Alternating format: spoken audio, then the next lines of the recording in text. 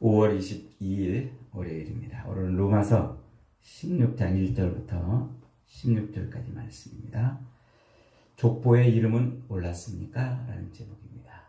족보의 이름은 올랐습니까? 그런 말 들어보셨죠? 나 뼈대 있는 사람이야. 우리 집안 뼈대 있는 집안이야. 무슨 말일까요? 족보가 있다는 말이에요. 족보 있는 집안의 자식이라는 말이죠. 우리나라는 세계에서도 알아주는 족보 나라입니다.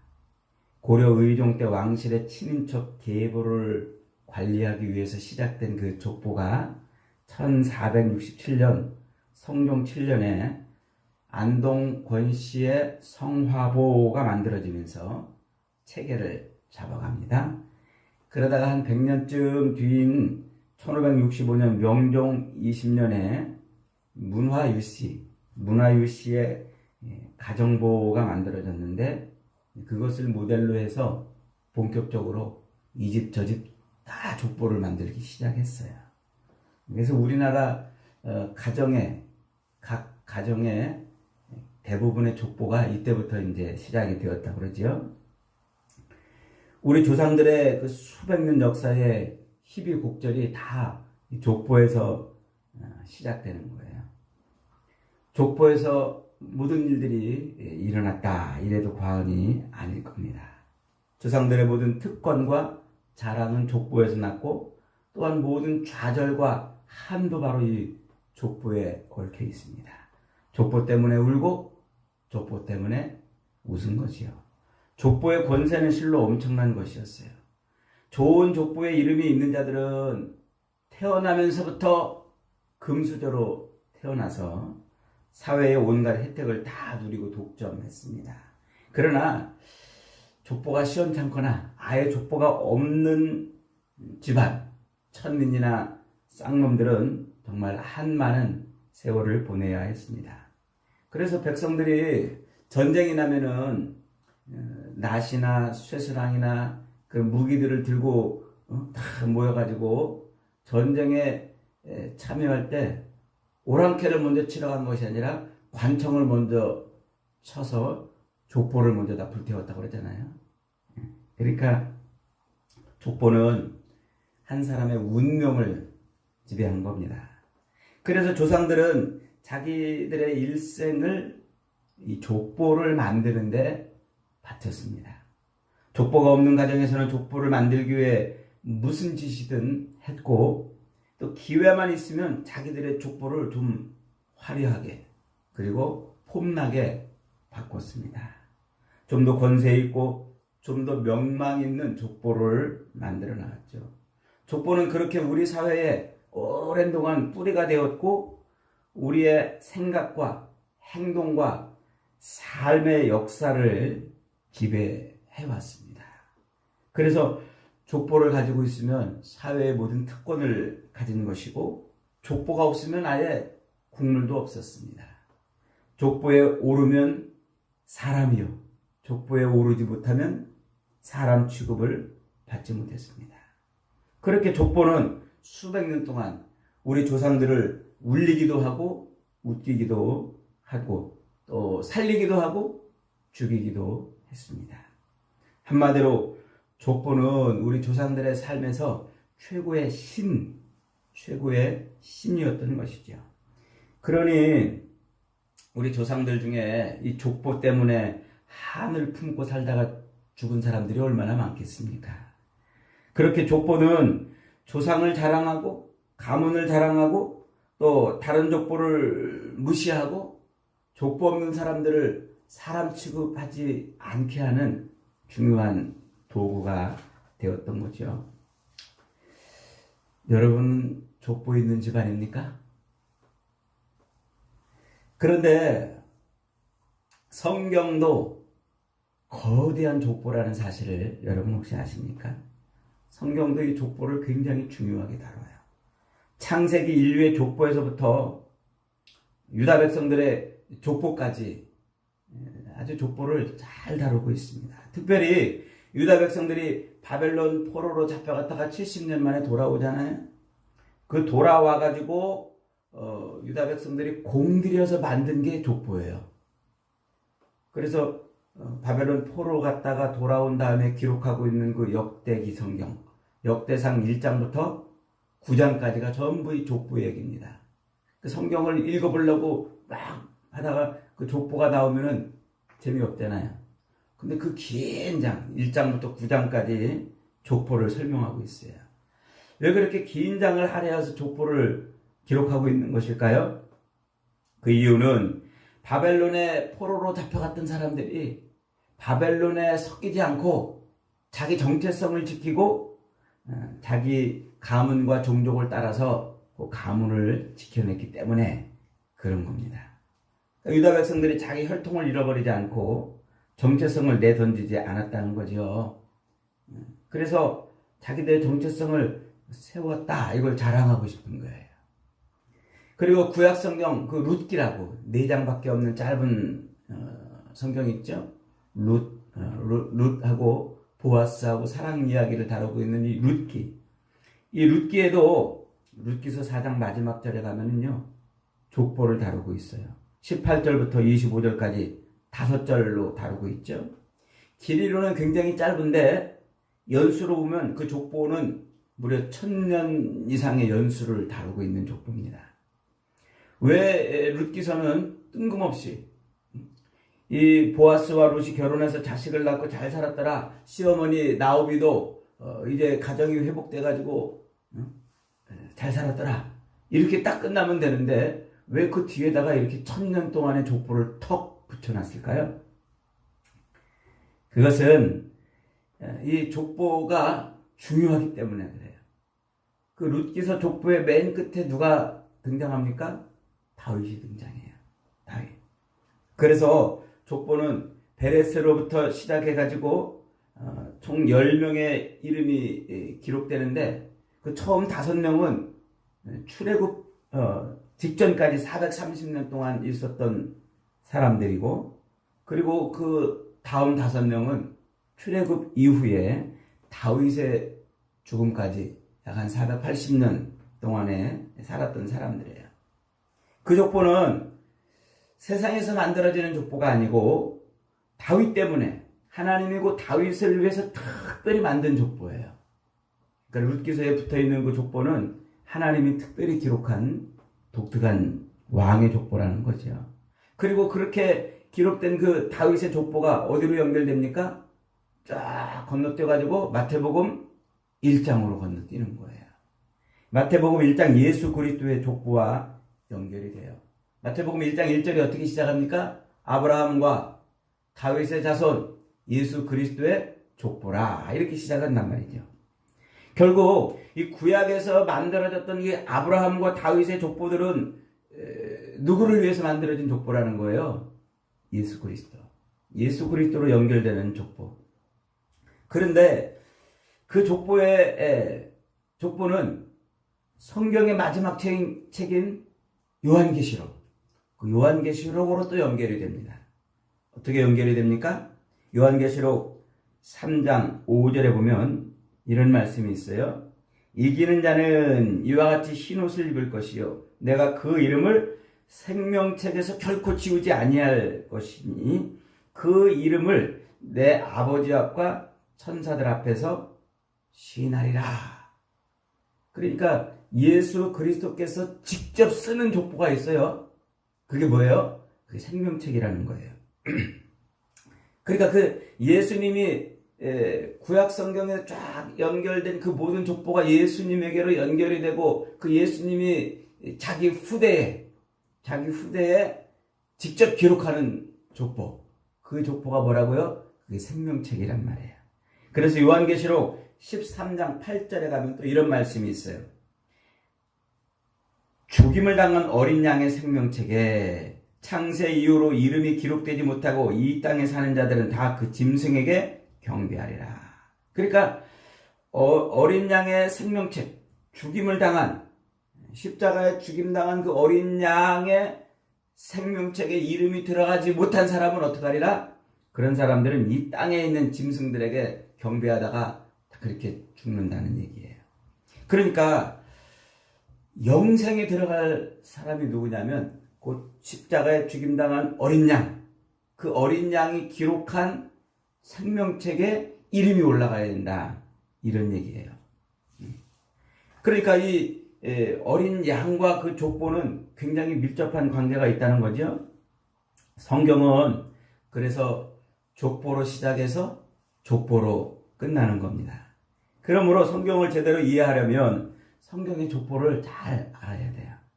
아는 것으로 부족하죠. 성경이 새롭게 만들어내는 생명의 족보에 이름을 올려야 돼요. 어린 양의 족보. 십자가에 달려 죽으신 그 어린 양이 기록하는 그 족보에 자기 이름이 올라가지 못하면 꽝이라는 거예요. 그 인생은. 오늘 우리가 읽은 이 로마서 16장은 천국 영웅들의 족보라 이렇게 이름을 붙일 수가 있어요. 세상엔 참 족보가 많잖아요. 다 우리 조상들의 것이죠. 우리 뿌리입니다. 그런데 세상에 있는 그 수많은 족보들은 다 조만간에 불타버릴 거예요. 언제요? 하늘이 말리고 별들이 떨어지고 땅의 체질이 녹을 때, 곧 하나님의 심판의 불이 온 세상을 태울 때 세상에 있는 족보들은 다 불타 없어질 것입니다. 하지만 오늘 우리가 읽은 이 로마서 16장의 영웅들의 족보는 이때부터 본격적으로 빛을 발할 것입니다. 대접을 받는 거죠. 지금은 세상 사람들이 관심조차 두지 않는 그런 이름들인데, 그러나 언제? 심판날이 오면, 하나님의 불심판이 임하는 그때가 오면 이 이름들은 그때 정금같이 빛나는 이름들이 될 겁니다.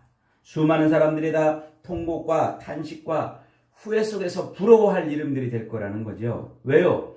이 이름이 곧 어린 양이 기록한 생명책에 기록된 이름들이기 때문에 그래요.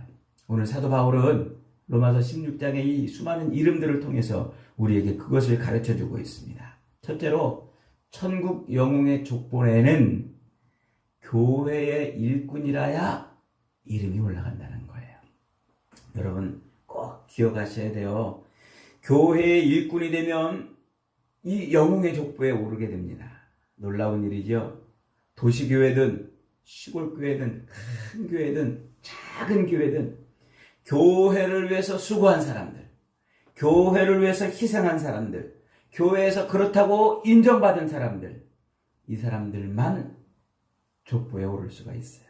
1절에 보니까 내가 겐그레아 교회의 일꾼으로 있는 우리 자매 베베를 너희에게 천구하노니, 4절에 또 이방의 모든 교회도 저희에게 감사한다. 5절에 또 저희 교회에게도 문안하라. 6절에 너희를 위하여 많이 수고한 마리아에게 문안하라. 주 안에 있는 자들에게, 교회를 위해서 수고한 자들에게 이름들이 계속 거명되고 있어요. 그러니까 여기에 기록되고 있는 이 이름들은 무엇 때문에 기록된 이름이라고요?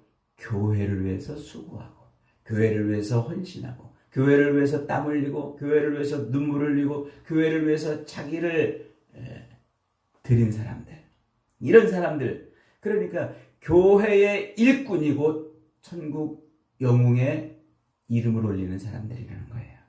여러분, 우리는 천국 영웅의 족보에 이름을 올리려면 먼저 뭐의 이름을 올려야 돼요? 교회 일꾼의 명단에 이름을 올려야 돼요. 그러려면 우리 이름을 좋은 이름으로 올려야 돼요. 교회 안에 수많은 사람들이 저 사람 덜레덜레 이렇게 고개를 흔드는 이름으로 남겨지면 어떻게 되겠습니까? 목사 중에도, 장로 중에도, 권사 중에도, 집사 중에도 고개를 덜레덜레 흔드는 사람들이 얼마나 많습니까? 그러나 좋은 이름으로 그 사람 그러면 정말 인정받는 그런 이름으로 남겨져야 되는 것입니다. 그러려면 우리는 교회의 일꾼이 되어야 하고, 그러려면 복음의 일꾼이 되어야 하고, 그러려면 주님을 위해서 자기를 희생하는 사람이어야 합니다. 주님, 내가 여기 있나이다. 나를 보내소서, 나를 쓰시옵소서, 내게 맡기시옵소서, 제가 하겠나이다 라고 고백하고 그렇게 외치는 사람들, 그 이름들이 어디에 오른다고요? 그의 일꾼의 이름에 오르고 그 이름이 곧 천국 영웅의 족보에 오르는 겁니다. 여러분들이 교회를 위해서 땀 흘리고 교회를 위해서 눈물을 흘리고 교회를 위해서 재물을 쏟고 교회를 위해서 헌신하는 것 하나님이 다 기억하시는 줄 믿으시기 바랍니다. 땀방울 한 방울 한 방울도 여러분의 눈물방울 한 방울 한 방울도 하나님은 거저 흐르지 않게 하십니다. 다 기억해 주십니다. 교회를 위해서 드린 것이라면 10원짜리 동전 하나도 우리 하나님은 다 기억하시는 줄 믿으시기 바랍니다. 천국 영웅의 족보에 여러분의 이름을 기록해 놓으시고 하나님은 그렇게 다 갚아주실 것입니다. 그러므로 여러분 다른 거 생각할 거 없어요. 우리의 이름이 하나님의 그 천국 영웅의 족보에 오르려면 열심히 교회의 일꾼이 되는 겁니다. 누가 알아주든 알아주지 않든 누가 칭찬하든 칭찬해주지 않든 교회를 위해서 주님의 몸된 교회, 주님이 머리 되신 그 교회를 위해서 우리 자신을 드리면 그 이름이 생명책에 기록되는 줄 믿으시기를 바랍니다. 두 번째로 그 천국 영웅의 족보, 교회의 일꾼들의 이름이 올라가는 그 천국 영웅의 족보는 예수님의 피가 흐르는 족보입니다. 결국 족보는 뭘 자랑하는 거예요? 피를 자랑하는 것 아닙니까? 혈통을 자랑하는 것입니다. 누구의 피가 흐르고 있는가? 그 족보에 누구의 피가 흐르고 있는가? 이것이 족보의 핵심입니다. 천국 영웅의 족보의 핵심도 결국 누구의 피가 흐르고 있냐는 거예요. 여러분, 지금 여러분의 속에는 누구의 피가 흐르고 있습니까? 김씨 가문의 피가 흐르고 있습니까? 박씨 가문의 피입니까? 이아무개의 피입니까? 정씨 가문의 피가 흐르고 있습니까? 그런 피로는 천국 영웅 족보에 이름을 올릴 수가 없어요. 왜요? 더럽기 때문이죠. 형편없이 천하기 때문입니다. 그런 피는 썩은 내가 진동하는 피이기 때문에 그렇습니다. 그 피로는 그 혈통으로는 천국 영웅 족보에 명함도 못 내밉니다. 그 피를 가지고는 하나님께 나가면 안 돼요. 왜냐하면 죽습니다. 천국 영웅의 족보는 예수님 한 분이 조상이고 예수님 한 분이 시조이십니다. 예수님의 피, 예수님의 혈통으로 이루어진 족보가 천국 영웅의 족보예요. 그래서 온 세상이 다 예수 안에서 하나가 되는 것 아닙니까? 그 족보에 이름이 올라가는 순간 우리는 예수 안에서 모두가 다 형제고 모두가 다 자매가 되는 거예요. 한 혈통이 됐다는 거예요. 한 혈통이. 오늘 본문을 가만히 읽어보십시오. 본문에서 반복되고 있는 말씀이 있습니다. 그 말씀이 뭡니까? 그리스도 안에서, 주 안에서. 이 말이 무슨 말이에요? 곧 예수 안에서라는 말이에요. 예수 안에서가 무슨 뜻입니까? 어린 양 예수 그리스도가 기록한 족보에 이름이 올라가 있는 사람이라는 뜻입니다. 예수 안에 있는 모든 민족, 모든 신분, 모든 세대가 다 그렇게 통합이 되는 거예요. 그래서 천국 영웅의 족보는 곧 예수님의 족보입니다. 사람으로 태어나서 이 생명의 족보에 자기 이름을 올리지 못한다면 그는 태어나지 않는 것만도 못한 인생이 된 거지요. 사람으로 이 세상에 태어났다면 이 어린 양이 기록하는 어린 양의 피로 쓰는 그 족보에 반드시 이름이 올라가야 돼요. 이 족보에 이름이 없으면 결단코 천국에 들어가지 못한다고 성경은 선언하고 있습니다. 요한계시록 20장 15절에 보면 누구든지 생명책에 기록되지 못한 자는 불못에 던져지리라. 어린 양의 생명책에 이름이 기록되지 않으면 어디 던져진다고요? 불못에 던져지리라. 계시록 21장 27절에도 이렇게 말합니다. 무엇이든지 속된 것이나 가증한 일 또는 거짓말하는 자는 결코 그리로 들어가지 못하되 오직 어린 양의 생명책에 기록된 자들만 들어가리라. 여러분, 옛날에도 족보 때문에 울고 웃고 그랬지요. 이 족보의 권세는 실로 엄청났습니다. 좋은 족보에 이름이 있는 자들은 태어나면서부터 금수저 물고 태어나는 거지요. 사회의 온갖 혜택을 다 누리고 독점했습니다. 그러나 족보가 시원찮거나 족보가 아예 없는 천민 쌍놈들은 정말 한많은 세월을 살아야 했습니다. 족보의 권세는 한 사람의 생명을, 운명을 지배했습니다. 세상 족보도 그러하다면 하늘 족보는 얼마나 더하겠습니까? 어린 양의 피로 기록하는 족보는 그 권세가 어떠하겠냐 말이죠.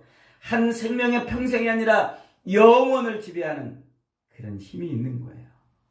그 족보에 이름이 있는 자는 이 땅에서도 하나님의 특별한 사랑과 보호를 받을 뿐만 아니라 영원히 하나님 앞에서 대접받는 그런 이름이 되는 겁니다. 그게 족보의 권세 아닙니까? 하나님, 아버지 하고 부르면 하나님이 왜 그러느냐 하고 천사들을 동원해 주십니다.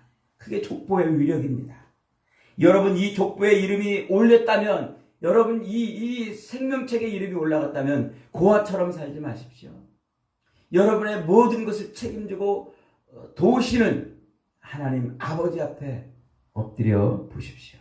그러면 그 족보에 담긴 권세를 하나님이 부어주실 것입니다. 이 땅에서도 누리고 나중에 하나님 앞에 가서도 영원한 천국에서도 그 모든 권세를 누리게 될 것입니다. 그러나 당연히 거기에 이름이 없으면 어떻게 됩니까? 지옥으로 떨어지는 것이죠. 어린 양의 피로 쓴 족보, 그 생명책에는 이런 권세가 담겨 있습니다. 여러분 집에는 족보가 있습니까? 김씨 족보, 이씨 족보, 임씨 족보, 최씨 족보가 아닙니다. 예수님의 피로 쓴 새로운 족보입니다. 거기에 여러분과 여러분의 가족의 이름이 다 기록되어 있는지 살펴보십시오. 어린 양의 족보에 이름이 있다면 지금 우리는 이 세상에 사는 동안, 그리고 내세에서도 특별한 권세와 그 족보의 권세와 족보의 힘을 누릴 수가 있습니다. 어린 양의 족보는 예수님 때문에, 예수님을 통하여, 예수님을 위하여 만든 족보이기 때문에 그렇습니다. 여러분, 이 족보에 어떻게 이름이 오른다고요? 주님의 몸된 교회의 일꾼이 되면 오릅니다. 예수님의 피가 흐르면 누구든지 이 어린 양의 족보에 오를 수가 있습니다. 예수님의 피가 흐르면 누구든지 천국 영웅이 될 수 있습니다. 우리를 위해서 십자가에서 피 흘려 죽으신 그 예수 그리스도를 나의 구주로 고백하는 순간, 그 십자가에서 흘리신 그 피가 우리 이름을 생명책에 기록해 놓기 때문에 그렇습니다. 여러분, 세상에서 양반의 피만 흘러도, 왕족의 피만 흘러도 얼마나 자부심을 갖고 몸가짐을 조심합니까? 그런데 그 속에 어린 양의 피가 흐른다면 얼마나 더 당당하고 자부심을 갖고 살아야 되겠습니까? 여러분, 저와 여러분은 진짜 족보 있는 사람이에요. 진짜 족보 있는 사람. 뼈대 있는 사람입니다. 그러므로 뼈대 있게 놀아야 돼요. 뼈대 있게. 생각하는 것도, 말하는 것도, 거룩하신 우리 아버지의 이름 앞에 부끄럽지 않은 그런 삶을 살아야 됩니다. 예수 보혈의 능력으로 죄를 이기고 사탄을 이기고 복음을 위해 일하고 교회를 섬겨서 예수님의 족보에, 어린 양의 족보에 여러분의 이름이 남겨지기를 축복합니다. 그래서 이 족보의 권세에 담겨있는 하나님의 놀라운 은혜와 복을 매일 누리며 사는 복된 인생들이 다 되시기를 주님의 이름으로 축복합니다. 아멘.